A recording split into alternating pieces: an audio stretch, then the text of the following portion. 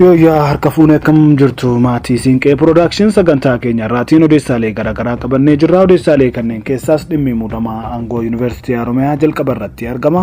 Akkasumas dhimmi qormaata hojjettoota bulchiinsa magaalaa Finfinneetti kennamaa jiruu fi waliigalteen Itoophiyaa fi Somaaliilaand dhiyeenya kana dhimma ijoo gaanfa Afrikaa ta'ee fi odeessaalee kanneen biroo qabannee jirra. Turtiin keessan Siinqee Production waliin haa ta'u.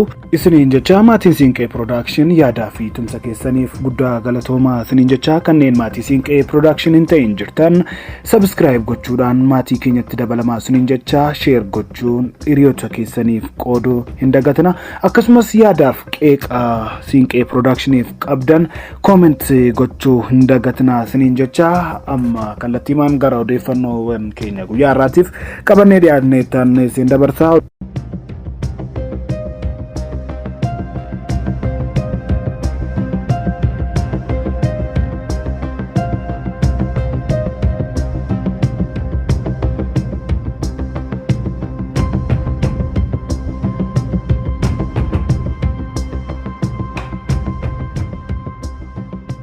Boordii Daayirektaroota Yuunivarsiitii Harameyaatiin Pireezidaantii Ittaanaa Bulchiinsaa fi Misoomaa ta'uun kan muudaman Dr. Abdii Mohammad, Pireezidaantii Bulchiinsaa fi dhimma barattoota duraanii kan turan Profeesar Jeelaan Waliyyii aangoo dabarsanii jiru.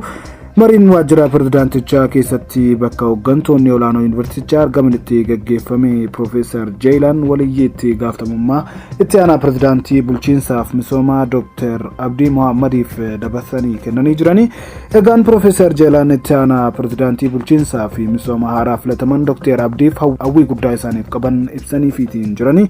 Xumura marii kana irrattis itti aanaa pireezidaantii ta'uun yuunivarsiitii Harameyaatti tajaajilaa kan turan fi itti gaafatamummaa isaaniillee qondaaltota haaraa muudamaniif kan dabarsan Dr. Tasfaayee Lammaa fi Profeesar Jeelaan Waliyyii pireezidaantii yuunivarsiitichaa Dr. Jamaal Yusuf irraa kennaa beekamtii argatanii jiraachuun isaanis beekameetiin jira. Haa ta'utii egaan dhimmuma wal qabateen pireezidaantii ittaanaa bulchiinsaa fi misoomaa yuunivarsiitii Harameyaa haaraa muudaman Dr. Abdii Mohammad daayirektaroota waliin dhimma hojii irratti mari'ataniitiin jiru jedha odeeffannoo nuti Yuunivarsiitii Harameyaa irraa arganne. Pireezidaantii ittaanaa bulchiinsaa fi dhimma barattoota duraanii Profeesar Jeelaan Waliyyii daayirektaroonni kaayyoo yuunivarsiitichaa galmaan ga'uuf isaan waliin hojjechaa turan galateeffachuudhaan itti aanaa pireezidaantii haaraa muudaman waliin ammoo walitti dhiyeenyaan akka hojjetanillee waamichaa dhiyeessanii jiru. Profeesar Jeelaan akka jedhanitti egaan daayirektaroota hojii isaanii keessa jiran sirna yuunivarsiitichaa fayyada jedhanii yaadan hojiirra oolchuuf gargaaruun isinirraa eegamas jedhaniitiin jiru. Kanaaf guddina dhaabbatichaa dhugoomsuudhaafis kan gargaaru isinirraa akka eegamu dubbatanii jirani.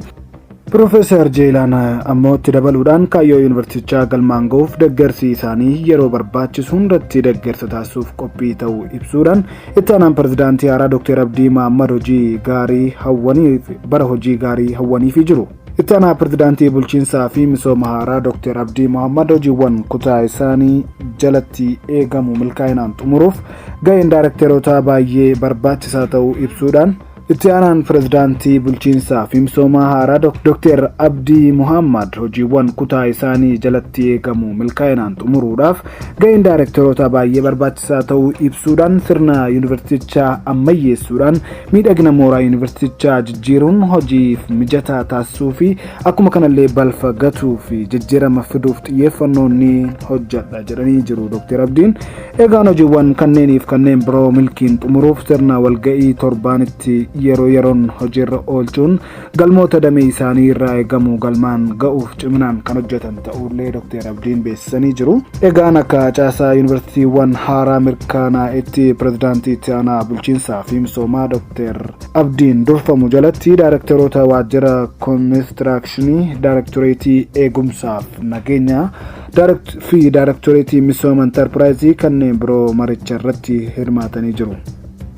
Gama odeeffannoo keenya bulchiinsa magaalaa Finfinnee irraa arganneetti yoo darbun ammoo hojjettoota bulchiinsa magaalichaa qormaata madaallii fudhatan keessaa persentaan 43 ta'an qabxii darbiinsaa galmeessanii jiru. Kanuma wal qabatee qormaata madaallii ga'umsaa fi amala hojjettoota bulchiinsa magaalaa Finfinnee muddee 30/2023 kennameen hojjettooti mootummaa qormaaticha fudhatan 15,151 keessaa kanneen 6,517 ta'an persentaan 43 ol jechuudha. Qabxii darbiinsaa galmeessuu isaanii bulchiinsi magaalichaa beeksiseera. Hoogganaan biiroo Public Service magaalaa Finfinnee Xaasoo Gabree egaan miidiyaaf akka ibsanitti hooggantoota qormaaticha fudhatan 4,213 keessaa kanneen 1,422 ta'an yookaas persentaan 34 qabxii darbiinsaa argataniitu jiru jechuudhaan himanii jiru.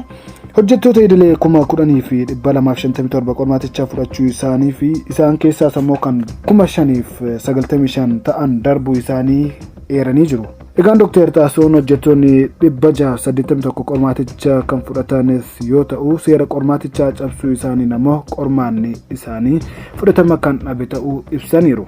Egaan Dr. Xaasoon akka jedhanitti hojjettoonni 681 qormaaticha fudhataniyyuu seera qormaatichaa cabsuu isaaniitiin qormaanni isaanii kan fashalaa'e ta'uu dubbatanii jiru.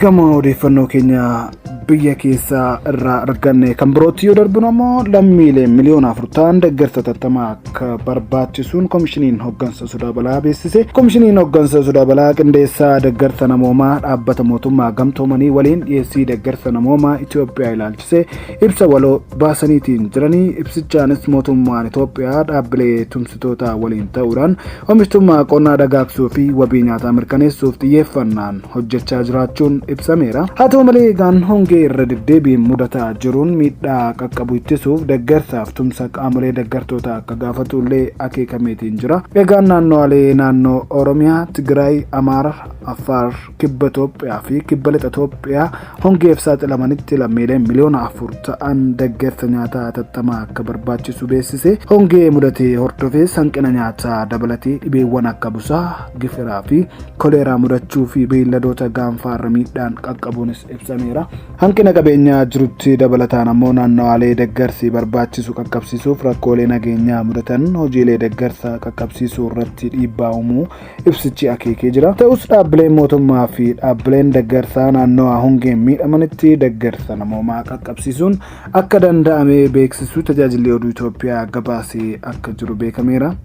Ta'us dhaabbileen mootummaa fi dhaabbileen deeggarsa naannawaa hongeen miidhamanitti deeggarsa namoomaa qaqqabsiisuun akka danda'ame beeksisu odeeffannoon ba'aa jirani.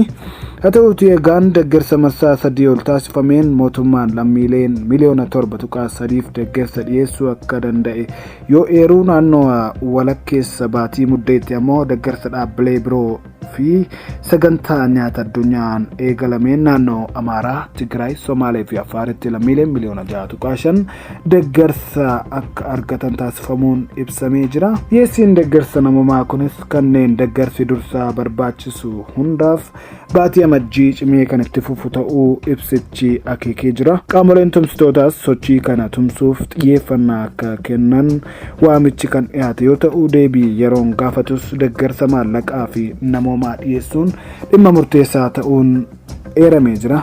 Egaan mootummaa fi dhaabbileen deeggartoota deeggarsa namoomaa gama dhiyeessuutiin muuxannoo qabanii fi humna nama baratee qaban hojichaaf oolchuuf qophii ta'uus ibsichaan akeekaniiru jechuun maddi keenya gabaasee jira. Egaan gama odeeffannoo keenya xumura irratti qabannee jirruutti yoo darbinu gaanfa Afrikaatti dubbii ijoo ta'ee kan jiru waliigalteen Itoophiyaa fi Somaalilaand maaliif ijoo dubbii akka ta'e akkasuma kanas namoota Somaaliyaa waliigaltee Itoophiyaa Somaalilaand mormuun bahan dhimmi ministeerri raayyaa ittisa Rippaabilika Somaalilaand kan akka biyya walabaatti of ilaaltu waliigaltee wal hubannaa falmisiisaa tibbana Itoophiyaa fi Somaalilaand gidduutti taasifameen walqabateetiin egaan aangoo gadhiisuu taatee waliigaltee haaraa dhagahame isiniif qabannee jirra. Abdii Qaanii Muhammad Ateeyye waliigaltee wal hubannoo Somaliland biyya ollaa ulaa galaanaa hin qabne Itoophiyaaf ulaa galaanaa kennuuf taasifameen dura kaabineen ministeerota mariisifamuu qabu ture jechuun aangoo gadhiisaniitiin jiranii. Somaaliyaan kan Somaliland akka qaama daangaa isheetti ilaaltu ammoo waliigaltee amajjii 2024 raawwatametti aaruudhaan gochaa dubbii barbaaduuti jette. Akkasumas egaan US fi gamtaan Afrikaa tokkummaa daangaa Somaaliyaa deeggaruudhaan qaamoleen hundi akka muddama qabbaneessanii fi waamicha taasisanii jiru. Waliigalteen maal ture kan jedhuuf ammoo waliigalteen hooggantoonni Itoophiyaa fi Somaliland waliif mallatteessan ifatti hin taasifamne. Egaan kunis qaamoleen lamaan waliigaltee wal hubannoo sanaan maal irratti akka waliigalan ilaalchise akka wanti garaagaraa himamuuf karaa banee jira.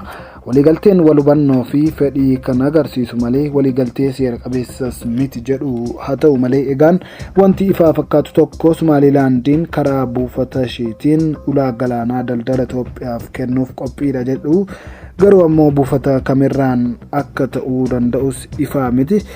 Akkasumas kallattiin waraanaas jira. Somaliland garee qarqara galaanaa ishee humna galaanaa Itoophiyaaf kireessuu akka dandeessu himte. Kunis Finfinneedhaan mirkanaa'eera. Deebii isaatiif ammoo Somaliland daandii qilleensa Itoophiyaa kan milkaa'aa ta'e keessaa qooda argattis jedhameetiin jira. Garuu ammoo dhimmi ifa hin taane Itoophiyaan Somaliland akka biyya walabaatti beekamtii ni kennitiif moo ni dhiifti kan jedhu gaaffii ta'e itti fufee jira. Egaan waggoota 30 darban erga koloniin British duraanii Somaaliyaa dhiisee bahee keessaa biyyi gara biyya Somalilandiif beekamtii kennee gara biraa hin jiru. Guyyaa waliigalteen wal hubannoo sun ammoo mallatteeffametti pirezidaantii Somaliland Musee Bihi Abdii waliigaltichi qaama Itoophiyaan gara fuulduraatti adeemsa keessa Somaliland akka biyya walabaatti beekamtii kennu kan hammatu ta'uu himanii jiru. Itoophiyaan garuu kana hin mirkaneessine gamashiitiin bakka isaa yaalii maalummaa waliigalteen wal hubannoo ibsuuf taasifame irratti mootummaan Itoophiyaa amajjii 3 2024 irratti waliigaltichi kutawwan yaaliiwwan Somaliland ittiin beekamtii argattu irratti xiinxala gadi fagoo taasisuu fudhatu kan hammatu ta'uu himeetiin jira. Egaan Itoophiyaan humna galaanaa deebiftee ijaaruun sababa barbaachiseef amajjii 3 2024 waliigaltee Itoophiyaa fi Somaliland dhimma lamaan isaaniif murteessaa ta'etu walitti isaan fide jedhama. Amajjii 4 2024 egaan Somaaliyaa fi Somaliland qaama daangaa isheetii kanaaf biyya waliin waliigaltee taasifti jechuun yookaan hayyama Moqodishoo malee waliigaltee seenuu jechuun rakkoo cimaadha. Kunis egaan guyyaa waliigaltichitti mallattaa'een booda Somaaliyaan gochicha akka gocha dubbii barbaadutti jechuudhaan ibsitee jirti. Nagaa fi tasgabbii kan balleessuudhaas jetteetti. Egaan akkasumas ambasaadarri ishee Finfinnee irraa waamamee gara biyyaatti deebi'ee jira. Dilbata immoo pirezidaantiin Somaaliyaa Hassan Sheikh Mohammed biyya keenya ni eeggan waan barbaachisaa ta'es hunda ni eeggan michuu nu gargaaruuf fedhii ta'e hundarras deeggarsa ni gaafanna jedhaniiru. Akkasumas dargaggoonni biyya isaanii eeguudhaaf akka qophaa'aniif waamicha dabarsanii jiraachuun beekameera. Torban darbee waliigalticha mormuudhaaf hiriirri Moqodishoo keessatti namoota 10,000 lakkaa'amaniinis gaggeeffamee tureera.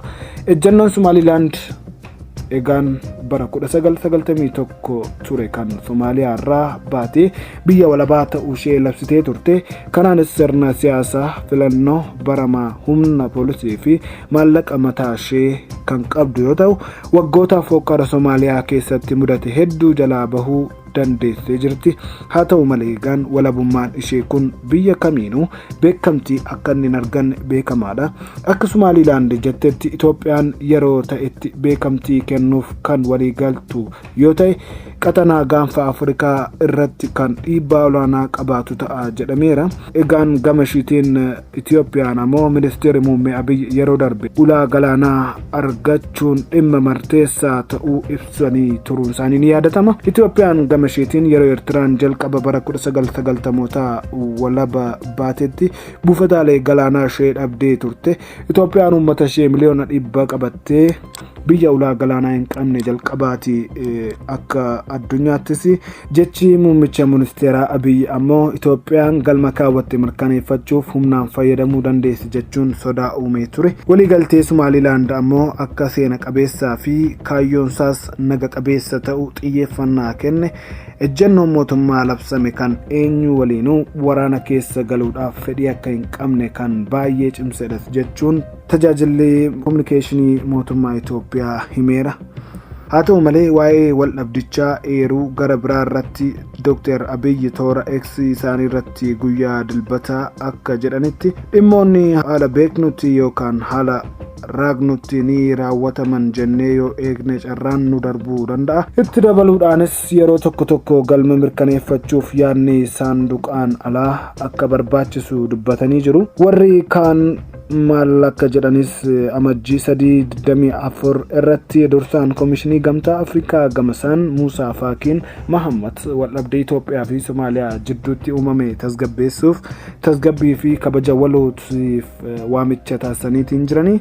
Akkasumas dubbii himaan US State Department Matthew Miller biyyisaa waa'ee gabaasawwan Itoophiyaan walabummaa Somaalilaandiif beekamtii kennuuf jedhameen yaadda'u himeetiin ibsa gaazexeessitoota irratti itti dabaluudhaan michoota kaan waliin ta'uun muddamni gaanfa Afrikaatti argamu dabaluusaatti yaaddoo olaanaan dabalaa akka jirus ibsurra jirra jedhee jira.